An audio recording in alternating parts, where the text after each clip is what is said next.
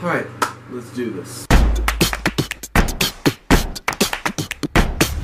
Hey, what's up you guys? It's Jake here. Hope everybody's having an amazing day out there today. If you know me even a little bit, you know that I love movies. I love watching movies. I love making movies sometimes. And lately I've been trying to watch as many movies as I possibly can that I've never seen before. And I do this for a couple of reasons, but the main one is just to take in new stories. And film is one of my favorite mediums in taking in stories. And I set this goal for myself to watch as many movies that I had never seen before, as just watch as many of those as I can in my first semester of college. And so far I think I've watched almost 15 movies that I've never watched before, and it's been like 3 weeks I think, so I'm doing pretty good.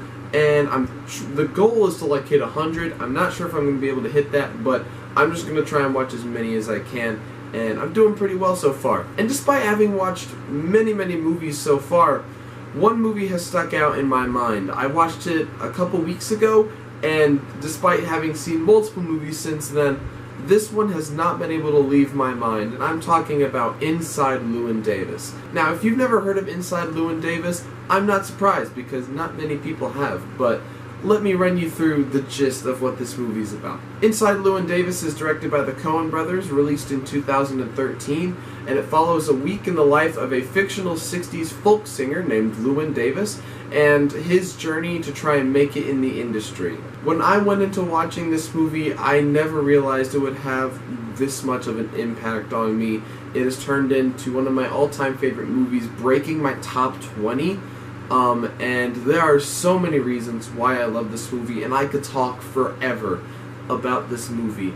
But for time's sake, I'm going to talk about 3 things that I really dig in this movie that just happen to be spoiler-free. The first element that sticks out to me right when I start the movie is the color of this movie. Everything is very blue, kind of gray, and it really matches the mood of this movie. Not very far into this movie, you find out that Llewyn is in a bit of a pickle with his situation. He doesn't have a lot of money, he doesn't have a place that he can constantly come back to and crash. He is at the mercy of both friends and strangers, while also trying to make it in the industry. And right from the start of this movie, you just get this gloomy mood. Especially the first song, called Hang Me, Oh Hang Me. It just sets a perfect picture for what this guy's life is like, and I think if a movie can give you so much information without him even saying anything, just him singing a song and the colors, I think then that is an incredible accomplishment in a movie.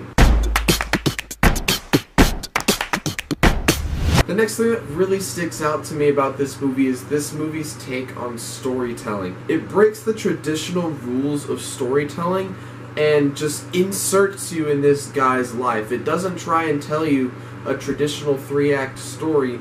It just goes, hey, this is this guy's life, and just watch as it kind of unfolds in front of you. And until very recently, I had never seen any movies that broke the traditional 3-act structure of storytelling. My first exposure to this concept was in a movie called 8th Grade, which came out about a month and a half ago. It doesn't try to tell like a 3-act story, it just says, hey, this is this girl's life.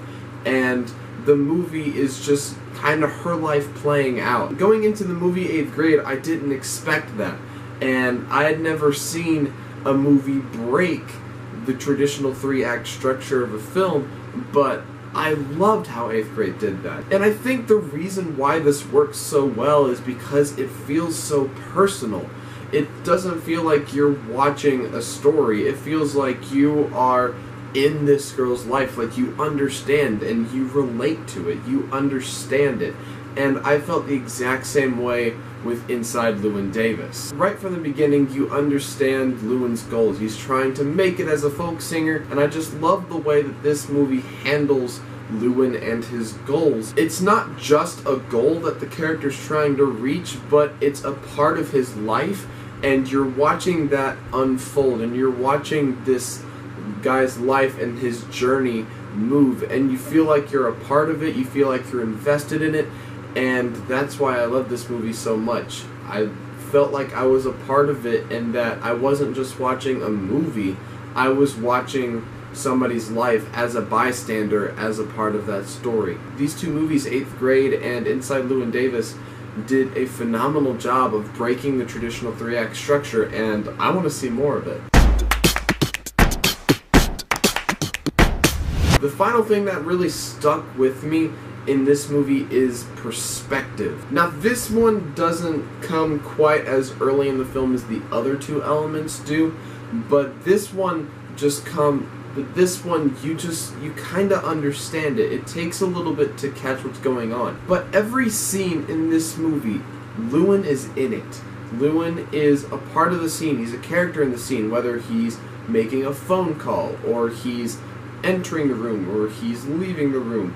He is a part of every scene. And that's why I like this movie. It's not just a movie where there's different parts and they kind of interweave at the end. It's all about Llewyn.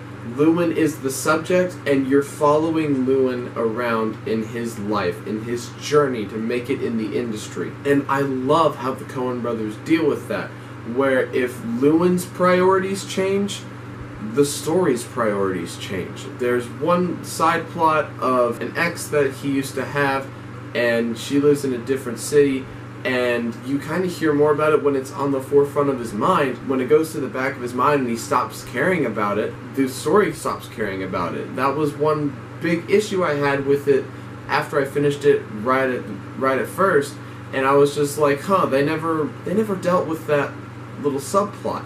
But then I realized the power of perspective in this movie. Just the way that everything is about Llewyn in this movie, and the way Llewyn thinks. If Llewyn's not thinking about something, the story's not dealing with something. If Llewyn is really focused on something, then that's what the story focuses on, and it doesn't deal with anything else.